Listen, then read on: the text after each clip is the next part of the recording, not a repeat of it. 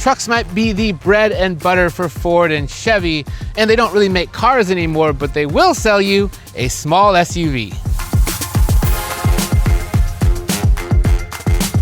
We've got the Bronco Sport, which is full of personality with its rugged looks and equine logos all over. And then we have the Chevy Equinox with its tech-laden interior and a new style all its own.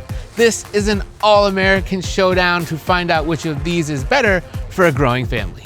We're going to go over both of these interiors, cargo areas, technology, find out how they drive, and see if they offer good value, all in an effort to figure out which one is best and if they are worth your hard-earned dollar. We're Edmunds, and we test hundreds of cars each year on the road and at our private track, so you get the most trusted reviews. If you want to know which car, truck, or SUV is the best, then stick with us.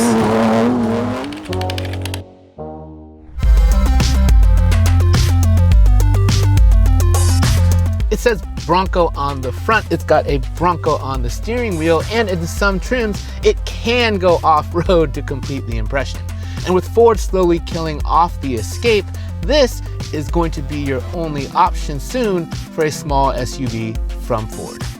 Now, apart from the horsey on the steering wheel and these rubber floor mats that we have, nothing about this interior really screams rugged in the same way that the exterior does. And the name of this two-tone interior here is actually medium light smoked truffle, which sounds more like a French restaurant than a campsite.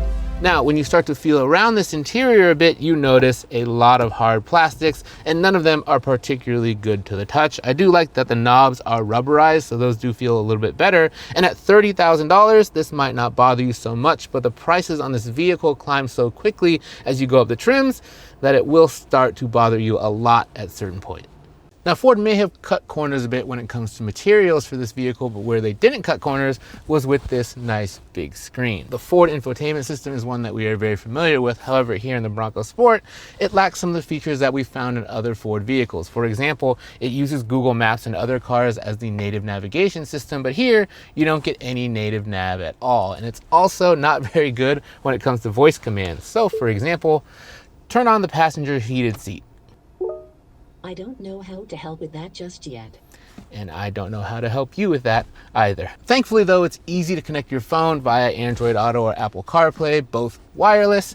And what I like too is that it takes up the entire screen here. There's a little panel, but it's easy to remove at the press of a button. The only thing you have to watch out for is that this system can be a little bit laggy at some times. And speaking of phones, if you're looking for the best price for a Bronco Sport or any other SUV, head over to Edmunds.com.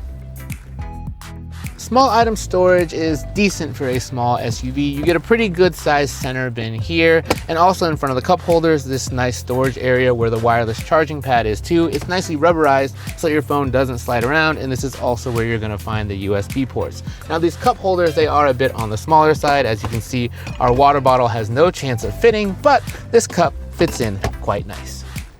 Now the Bronco Sport's front doors, they open nice and wide, which makes it super easy to climb in. However, the rear doors, they don't open nearly as much, and that means that if you are an adult, you're actually gonna have trouble climbing into this back seat. But more importantly, if you have to install something like one of these, this small door opening means you gotta kind of shake it around and maneuver it to get it to fit inside at all. Now, at least the lower and upper latch anchors are easy to access, but as you can see, there's a definite crunch for space, and to fit this thing in, we even had to cheat and move this passenger seat up quite a bit. And that means that anyone sitting in front of a rear-facing car seat, they're going to introduce their knees to the glove box in short order.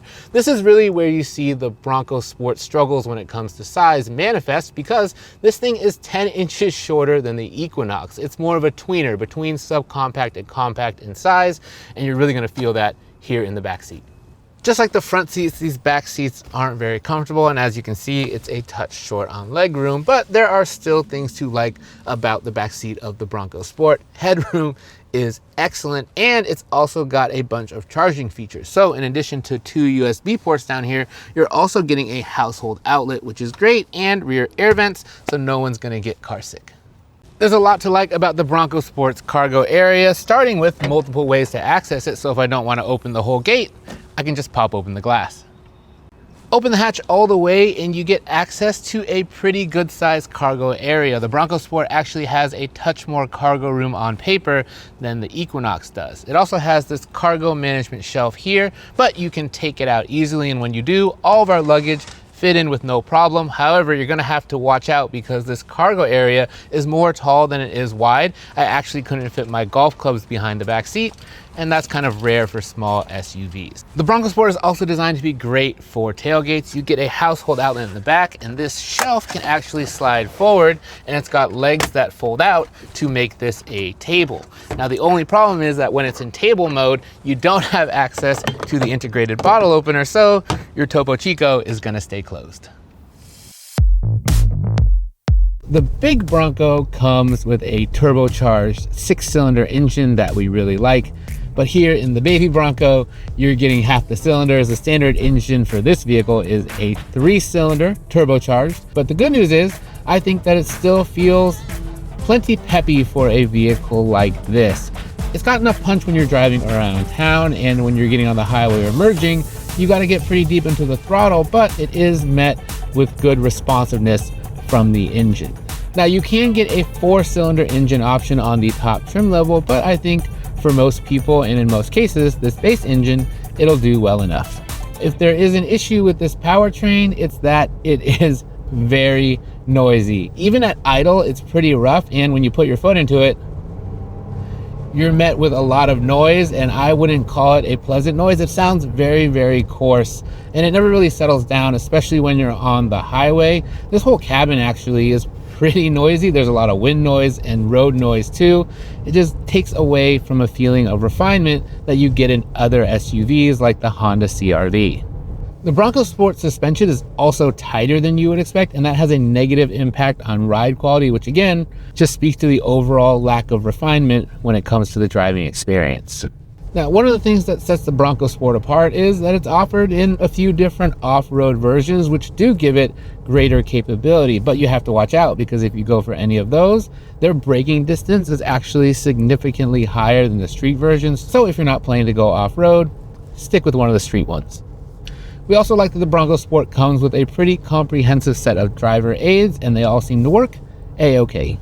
The rough and tumble driving experience sort of matches, though, what I think is the Bronco Sport's core appeal, and that is its ruggedness. How many other SUVs do you know, especially small ones, that have pre-wired aux switches in the ceiling or a big bar up front and those little hooks on the sides? All those little touches add to the Bronco Sport's styling and panache, but it does lack room, especially for a growing family.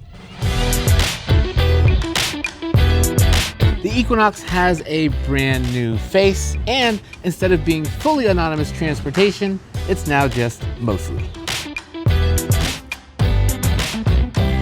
The Equinox's dashboard is also dominated by a touchscreen. Now, this one is technically a little bit smaller than the one that you're getting in the Ford, but if you look, the climate controls actually still exist down here as physical buttons, which we like, and that means that it has effectively about the same amount of screen real estate. The thing that I really like about this infotainment system, though, is how this interacts with the cluster. As you can see, I'm looking at Google Maps on both of them. So that means I can get my turn-by-turn directions and a full map view here while using the screen for something else. And the good news is that if you're using Android Auto or Apple CarPlay, you can mirror from here to here as well. That is a great touch. In the Ford, you're only getting turn-by-turn directions in the cluster. I love this use of the screen real estate. Now, the infotainment system itself, it's fine. Google Maps is the native navigation, but what you have to remember is that GM wants to charge you for a data package to use it, and if you don't pay for it, eventually this doesn't really work. Now, since this is one of GM's gas vehicles and not one of their EVs, Android Auto or Apple CarPlay is still here, and it is, of course, wireless, and you can also connect your phone as a mobile hotspot if you ever want to power the data functions of the vehicle, so there are ways around it. Don't pay that subscription.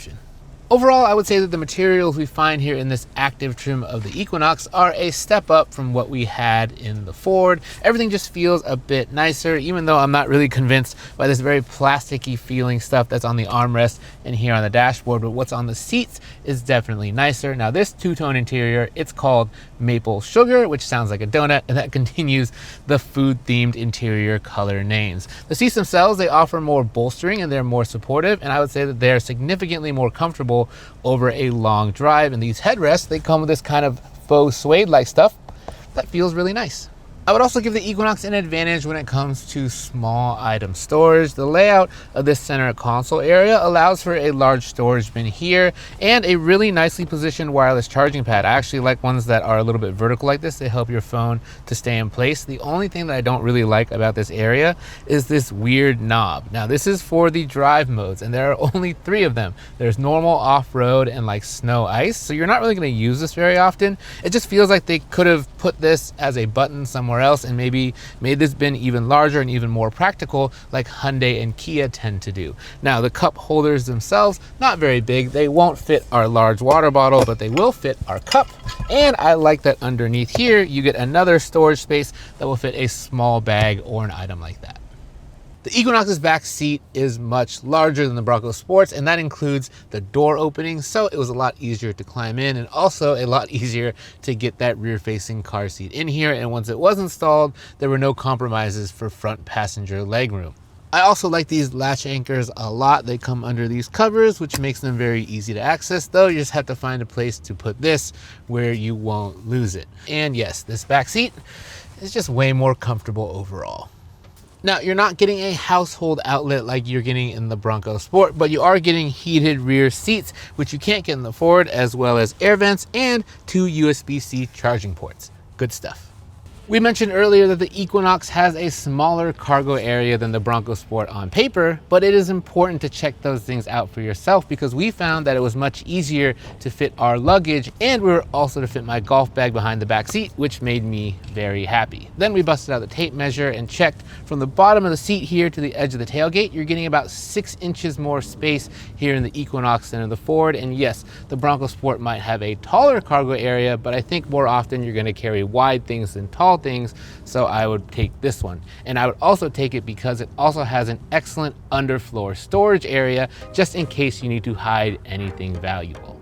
I know we've given you a lot of information on both of these SUVs, but if you want even more, head over to Edmunds where you can check out our full ratings and reviews. The Equinox has 1 extra cylinder over the Bronco Sport, but it actually makes a little bit less power, so let's see how it feels. Oh, not great. This thing is slow, almost painfully slow, 8.7 seconds to 60 in our testing. And yeah, that Ford just gets off the line quicker and feels more substantial in the engine compartment. And when it comes to stopping, the Equinox has problems too. This thing has a longer braking distance than the Bronco Sport, even the Bronco Sports with the off-road tires that we recommended against.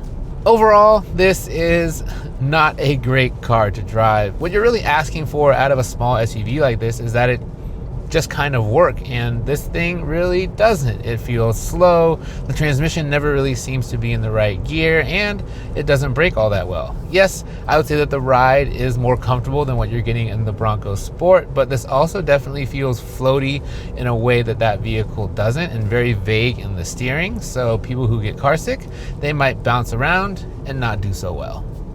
And on top of that, the driver aids, they also don't work great. The adaptive cruise control, it's slow to react, and the lane centering, it's very twitchy, and the vehicle always feels like it's bouncing between the lane lines. All in all, the driving experience in the Equinox is pretty disappointing, with one exception. It's got great visibility thanks to all of these big windows.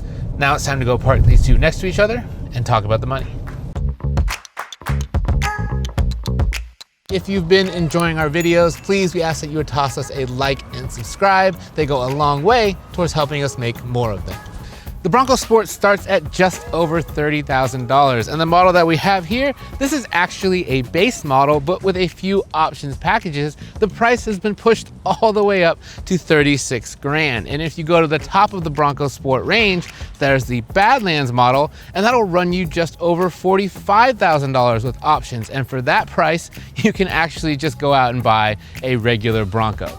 There are a lot of small SUVs these days that start in the low 30s and end up somewhere in the $40,000 range. But generally speaking, they're all going to offer you nicer interiors and a lot more size than the Bronco Sport has to offer. And some will even toss in a hybrid engine for that amount of money. At least that big screen and a bunch of driver aids do come standard, and the Badlands, yes, it will be better than other small SUVs off-road. But for what you have to pay, given this vehicle's compromises, you're really gonna have to just want a Bronco Sport to justify it. The Equinox also starts at right around $30,000, and this nearly fully loaded example that we have here is just under 40. And for that money, you are getting a vehicle that is bigger and feels more in line with the amount of space you're getting with the rest of the class. However, the problem that the Equinox faces with value is that its interior quality is still lacking and its driving experience leaves a lot to be desired. Combine that with just average warranties, and neither of these vehicles offer what we would call good value, and that is reflected in their value scores. And now it's time to declare our winner based on the overall Edmunds rating. So that makes the Bronco Sport the winner in this competition. It's better to drive, we like its driver aids and technology, but mostly it's because it has an X factor that the Equinox can't match. With its off-road trims, it has capability that makes it unique in this class, and that's unfortunately something that we can't really say about the Equinox in any way. It's not that it's a bad SUV, it's just that it doesn't really bring anything special to the table that would make you consider it over competitors. But now we have to get back to our original question, which was, are either of these worth buying? And probably not. There's just too much stiff competition. If you want a family SUV, we'd recommend the Honda CR-V. If you want something sporty and stylish, there's the Mazda CX-50. And if you want a hybrid, we really like both the Hyundai Tucson and Kia Sportage. And later this year, there's a brand new RAV4 entering the fray as well. In the end, Ford and Chevy may dominate the world of trucks, but when it comes to small SUVs, they've got a lot of work to do. If you've got anything to add, please let us know in the comments below, but be nice because I read them all, but so does my mom. Thanks for watching.